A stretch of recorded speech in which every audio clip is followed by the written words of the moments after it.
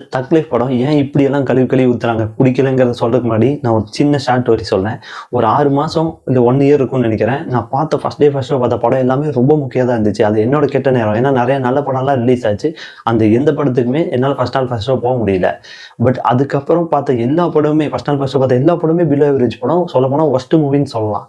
சரி, இந்த படத்தை போகிறதுக்கு முன்னாடி என்ன வச்சுன்னா, டீசர் நல்லா இருந்துச்சு, ட்ரெய்லர் நல்லா இருந்துச்சு, பாட்டு சூப்பராக இருந்துச்சு, மணிரத்னம் சார் படம், கமல் சார் இருக்காரு, சிம்பு இருக்காரு, த்ரிஷா இருக்காங்க. சரி, படம் மினிமம் கேரண்டியாவது நல்லாயிருக்கும் அப்படின்னு சொல்லி நம்பி போனால், உண்மையில் என் லைஃப்பில் எந்த படத்துக்குமே வெளியில் எந்திரிச்சு வரணும்னு எனக்கு தோணுனதே இல்லை.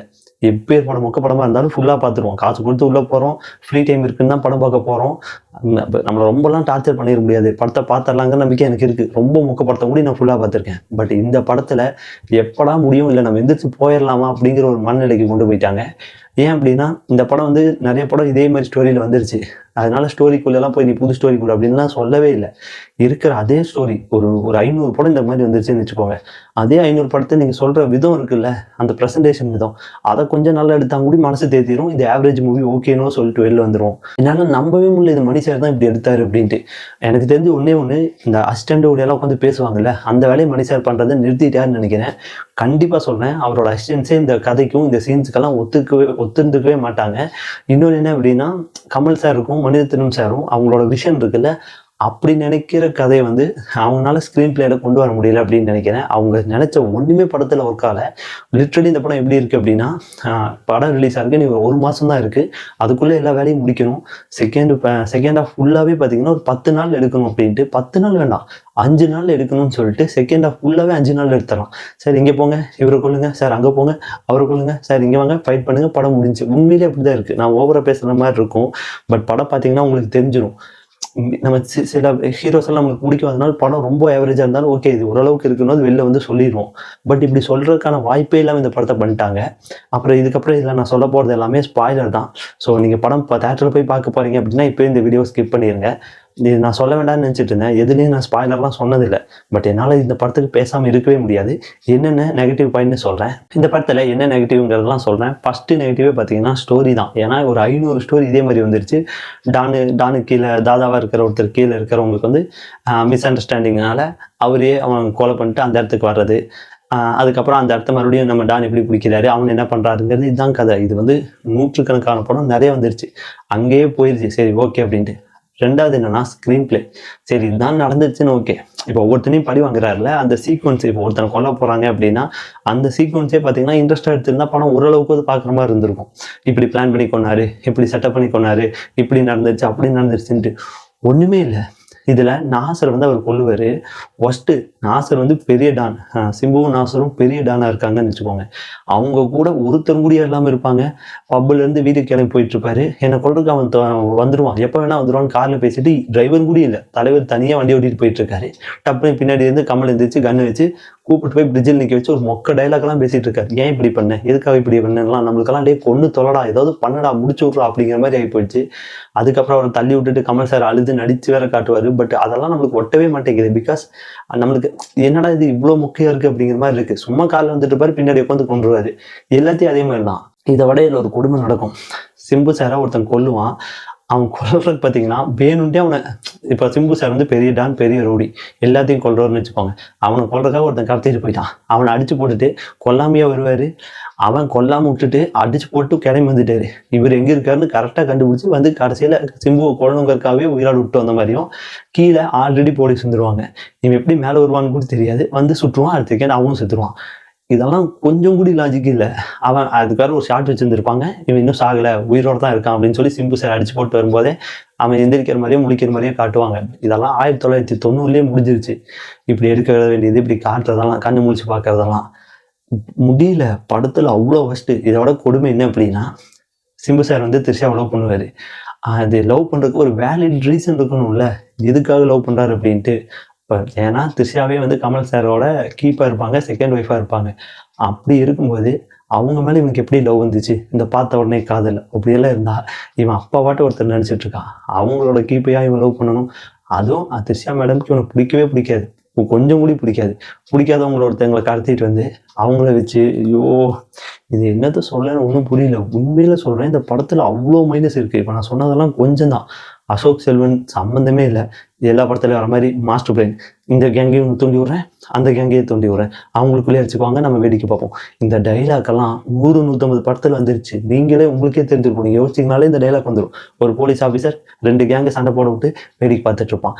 இதில் 2 கேங்கும் கூட இல்லை, சிம்புவையும் கமலையும் சண்டை போட வைக்கலாம். இது எல்லாத்தையும் விட்டுறலாம். த்ரிஷாவை சிம்புவை கொள்றதுக்காக ட்ரை பண்ணுவாங்க, இல்லை த்ரிஷா இறந்துருவாங்க வீடை வேடிக்கை வச்சு. முடிஞ்சிச்சா? கமல் சார் உள்ளே போவார், அங்கே மேலேருந்து உடஞ்சவங்க முதுகில் விழுகும். அதெல்லாம் கொடுமை, ஒஸ்ட்டு. நீங்கள் தேட்டரில் இது ஒரு சீனாக படமெல்லாம் பார்த்தீங்க அப்படின்னா உங்களால் அதை கொஞ்சம் கூட ஏற்றுக்கவே முடியாது. என்னடா நடக்குதுங்க அப்படின்ட்டு. அந்த வீடே பிளாஸ்ட் ஆகிடுச்சு. த்ரிஷா பார்க்குறக்கா உள்ளே போகிறாரு, ஒரு பெரிய செவுறு விழுந்துரும். கரெக்டாக சிம்புவும் அங்கே இருப்பார், ஆனால் கமல் சார் கொல்ல மாட்டார். அவ்வளோ நேரம் வெளியில் வில்லனுக்கு நின்றுருப்பானுங்க. அதெல்லாம் விடுங்க. இதில் ஒரு ஒஸ்ட்டு லாஜிக் ஒன்று இருக்குது. நீங்கள் ஏர்போர்ட்டுக்கு போகிறீங்க, ஊரை விட்டு ஏர்போர்ட்டுக்கு போகிறீங்க போலீஸ் சொன்னால, அதுவும் ஒரே ஒருத்தருக்கு பயந்துட்டு போகிறீங்க. சரி, அதெல்லாம் விடுங்க. இவன் அவ்வளோ பெரிய டானு, இவன் கூட இருந்தவங்கலாம் என்னன்னாங்க ஒன்றும் காட்ட மாட்டாங்க. இந்த ஸ்டோன் கோல்டு ஸ்டீவ் ஆஸ்டின் வந்து ஒரு வண்டியில் வருவார் தெரியுமா, WWE. அந்த வண்டி பேர் எனக்கு தெரியல, ஜீபாட்டை இருக்கும் தெரியுமா, நம்ம இந்த ட்ராக்கெல்லாம் ஓட்டுற மாதிரி ஓட்டுவாங்கல்ல, அந்த வண்டியிலே அங்கே போயிட்டுருப்பாரு சிம்பு. அதெல்லாம் என்னால் ஏற்றுக்கவே முடியல. பீச் மணலில் போயிட்டுருக்காரு, ஏன்னா அவருக்கு தெரியணுமாம்மா இந்த வீடு வெடிச்சிருச்சு, இவங்க இறந்துட்டாங்கங்கிறது தெரியறதுக்காக அந்த வண்டியில் போயிட்டுருக்காரு. ஐயோ, ஒன்றும் சொல்கிறதுக்கு இல்லை. இப்படி ஒரு ஃபஸ்ட்டு படத்தை நான் பார்த்ததே இல்லை. இவ்வளோ லாஜிக்கே இல்லாமல் தான் சொல்கிறேன். நீங்கள் வந்து கண்ணை முடிச்சு யோசிக்கலாம். கமல் சார், சிம்பு, அப்புறம் மணிரத்னம் சார், இவங்க 3 பேர்த்தோட கெரியர்லையும் எது ஃபஸ்ட்டு ஃபிலிம்னு நீங்கள் யோசிச்சுட்டு அதுக்கு கீழே தான் தக் லைஃப் இருக்கும். அப்போ யோசிச்சு பாருங்கள் படத்தை எவ்வளோ ஃபஸ்ட்டு எடுத்து வச்சுருக்காங்கன்னு. நான் இப்படியெல்லாம் எந்த படத்தையும் சொன்னதே இல்லை. என்னோட சேனல்லையும் நீங்கள் பார்த்துக்கலாம், நான் சொல்கிற வீடியோஸ் எல்லாம் பார்த்துக்கலாம். படம் நல்லா இல்லைன்னு சொல்லுவேன், படம் முடியல, போர் அடிக்குது அப்படின்னு சொல்லுவேன். எதையுமே நான் எக்ஸ்பிளைன் பண்ணணும்னு எதிரே பார்க்க மாட்டேன். பட் இவங்க வந்து உடனே சொல்லுவாங்க, நியூட்ரல் ஃபேன்ஸாட்டு சில பேர் சொல்லுவாங்கன்னா, உங்கள் மேலே தான் தப்பு, நீங்கள் எக்ஸ்பெக்டேஷனில் போகிறீங்க. ஏன்டா ஒரு படம் நல்லா இருக்கும்னு நினச்சிட்டு போகிறது எக்ஸ்பெக்டேஷனாக? படம் அப்படி இருக்கணும் இப்படி இருக்கும்லாம் எதிர்பார்த்து போகிறதில்ல. படம் நல்லா இருக்கும்னு நினச்சி போகிறாங்க. அப்படி நல்லா இருக்கும்னு நினச்சி போகிறவங்களுக்கு ஒரு ஆவரேஜ் படம் போது நீங்கள் கொடுக்கணும். பிலோ ஆவரேஜ் ஃபஸ்ட்டு படத்தை கொடுக்கக்கூடாது. டீசர் ட்ரெய்லரில் காமிச்சதுக்கும் படத்துக்கும் ஒரு சம்மந்தம் இல்லை. கமல் சாருக்கு படத்தில் ஒரு 60-70 வயசுக்குள்ளே காட்டுறாங்கன்னு வைங்க. சரி, ஒரு 55-65 வயசுன்னு கூட வைங்க. அவர் மனுஷனா இல்லை வேறு யாராவது தான்? வரவன் போகிறவன்லாம் குத்துவான், வரவன் போகிறவன்லாம் சுடுவான். சரி, ஒரு இப்போ என்ன இன்டர் பிளாக்ல இந்த மாதிரி நடக்குது, ஓகே. கிளைமேக்ஸில் இப்படி நடக்குது, ஓகே. அப்படி இல்லை, படத்தில் ஒரு 5-6 டைம் வருவானுங்க, குத்துவானுங்க, சுடுவானுங்க, வருவானுங்க, குத்துவானுங்க, சுடுவானுங்க. இதுக்கு போதாதுக்கு அந்த பில்டிங் இடிஞ்சு அதுவும் கூட மேலே விழுந்துடும். அவர் மேலே உடம்பு ஃபுல்லாக அடிதான். அவர் மனுஷனா இல்லை சூப்பர் ஹீரோவா? இதெல்லாம் தேவையில்லாதது. நான் என்ன சொல்கிறேன் அப்படின்னா, இந்த கதை கூட ஓகே, டானோட பிரச்சனை அதெல்லாம் ஓகே. அதை வந்து இன்ட்ரெஸ்டிங்காக எடுக்கணும். இப்போ ஒரு 5 வில்லங்க, 4 வில்லங்க, 4 அடிகள்லாம் காட்டுறாங்கன்னா அவங்க எப்படி பிளான் பண்ணி தூக்குறாரு, அவங்கள எப்படி கொள்றாரு. ஒரு ஹெலிகாப்டர் வரும், நம்ம கமல் சார் வந்து நின்று எங்கேயோ நின்று அந்த ஹெலிகாப்டர் பார்த்துட்டு இருப்பாரு. அடுத்த ஷாட் பார்த்தீங்கன்னா ஹெலிகாப்டர் பக்கத்தில் நின்றுருப்பாரு. ஆக்சுவலாக அந்த மூவி ரிவ்யூ சொல்கிற பிரசாந்த் பார்த்தீங்கன்னா ட்ரோல் பண்ணுற மாதிரி ஓவராக பேசுகிற மாதிரி தான் இருக்கும். ஆனால் உண்மையில் அந்த தேட்டரில் நம்மளுக்கே யோசிப்போம், அவர் வந்து ஒரு 2 வருஷமாக ட்ரீட்மெண்ட்லேருந்தெல்லாம் வராரு, ஓகே. வெளிநாட்டிலேருந்தெல்லாம் வராரு, அதெல்லாம் ஓகே. பட் இங்கே வந்ததுக்கப்புறம் அதே அளவு முடிய வளர்த்திட்டா சுற்றணும், அதே காஸ்டியூம் இங்கேயே போட்டுட்டா சுற்றணும், அதெல்லாம் கொஞ்சம் கூடி ஏற்றுக்கிற தன்மையே இல்லை இவருக்கு. அவன் அவ்வளோ பெரிய டானா காமிக்கிற சிம்பு கூட ஒருத்தங்க இருக்க மாட்டாங்க, ஒரு வில்லன் கூட இருக்க மாட்டான் அடியாளா. எப்போதும் எங்கேயாவது ஃபைட்னா ஒரு 10 பேர்த்த சொல்லி அனுப்பாங்க, அவன் போய் சண்டைக்கு போடுவான். மலையாள ஆக்டர் ஜியோ ஜார்ஜ் தானே அவரோட பேர், எனக்கு ரொம்ப பிடிக்கும். அந்த ரெட்டை படத்தெல்லாம் நடிச்சார்ல, அவர் கமல் சார் கொள்றதுக்கான ஒரு ரீசன் அந்த படத்தில் இல்லை. நாசர் வந்து கமல் சார் வந்து இதிலே பார்த்துருப்பீங்க, ட்ரைலர்லேயே சொல்லிட்டு போவார் சிம்பு கிட்ட வந்துட்டு, இதுக்கப்புறம் நீ தான் இதை பார்த்துக்கணும் அப்படின்னு சொல்லிட்டு போவார் நாசர் சாருக்கு. அதனால போவார், அது எல்லா படத்துலையும் இருக்கிறது தான். அதை சிம்புக்கிட்டே நாசர் சார் சொல்கிறாரு, அவன் என்னதான் பெரிய ஆளாக்கி இருக்கணும், எப்படி இன்னும் பெரிய ஆளாக்கியிருக்கான் அப்படின்னு சொல்லிட்டு. இதில் என்ன லாஜிக்குன்னே புரியல. சரி, அது முடி ஒத்துக்கலாம். பட் ஜியோ ஜார்ஜ் எதுக்கு கமலை கொல்லணும்னு நினைச்சாரு? எல்லாருமே ஒட்டுக்கா சின்ன வயசுலேருந்து வளர்ந்தவங்க தான். இவங்களோட பதவிக்காக ஆசைப்பட்டாங்க, ஓகே. இப்போது சிம்பு இல்லைன்னா நாசர் வர போகிறாரு, நாசர் இல்லைன்னா சிம்பு வர போகிறாங்க. அப்படி ஜியோ ஜார்ஜ் பார்த்தா அந்த 3 பேர்த்தையும் கொண்டுட்டு அவன் லீடராக இருக்கணும், அவன் டானாக இருக்கணும். இது படமா? இதெல்லாம் போட்டுங்க, எல்லாத்தையும் மன்னிச்சிடலாம். இந்த பேக்ரவுண்டில் சாங் ஓடும் தெரியுமா, அது வந்து மணிரத்னம் சார் படத்தில் நிறையா நடக்கும்.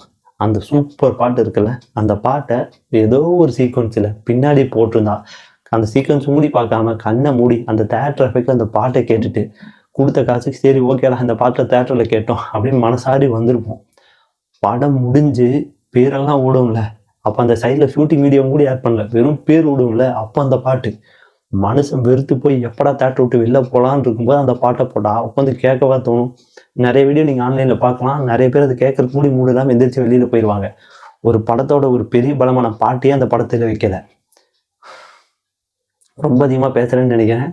அப்புறம் என்னையும் நீங்கள் திட்டுவீங்க, இவன் பெரிய ரிவ்யூவர் அப்படின்லாம் நினைப்பீங்க. படத்தை பார்த்துட்டு நான் சொன்னதில் ஏதோ தப்பு இருந்தால் கமெண்ட்டில் வந்து சொல்லுங்கள், திட்டாதீங்க. ஓகேவா?